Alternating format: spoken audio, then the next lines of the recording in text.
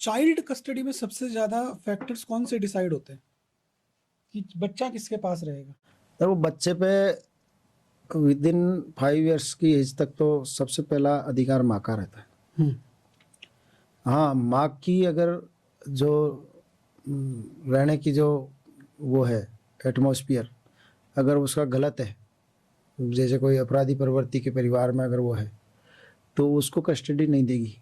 उसके वेलफेयर के लिए उसके पिता को कस्टडी मिल सकती है उस सिचुएशन में कि बच्चे पे उस पर गलत प्रभाव पड़ेगा, आपराधिक परिवार के साथ रहेगा, तो उस बच्चे को वहाँ से हटा के और वो पिता को कस्टडी दे देते हैं। दादा दादी को भी आजकल एक जजमेंट आ गया अभी नया, दादा दादी को भी राइट दे दिया कि दादा दादी का भी अपने बच्चों को तो मतलब ग्रैंड सन और ग्रैंड डॉटर्स को अपनी कस्टडी में लेने का राइट है उनके बच्चों को वेलफेयर के हिसाब से।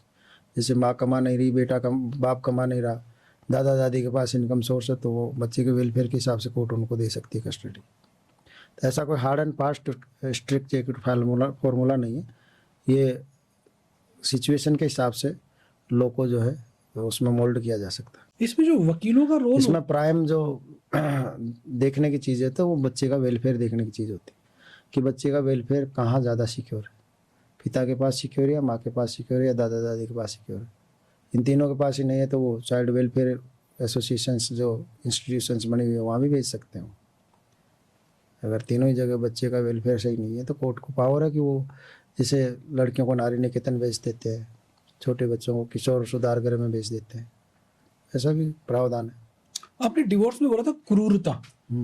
अब ये कई बार ऐसा भी होता है कि लोग फीमेल ने बोला कि मुझको मार रहा जबकि वो मार ही नहीं रहा या कुछ इस तरह का, तो जो झूठे केसेस में कोर्ट किस तरह से मैनेज करता है कि कैसे तो पता चलेगा? वो तो देखो हमारे को जब LLB करते हैं तभी बताया जाता है, उसमें क्रॉस एग्जामिनेशन का सिद्धांत है।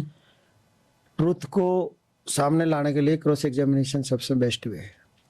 तो जो भी बयान देता है ना कि साहब मैं ऐसा हूँ, तो फिर उससे क्रॉस एग्जामिन किया जाता है वो जो चीज़ें कहता है उस पर।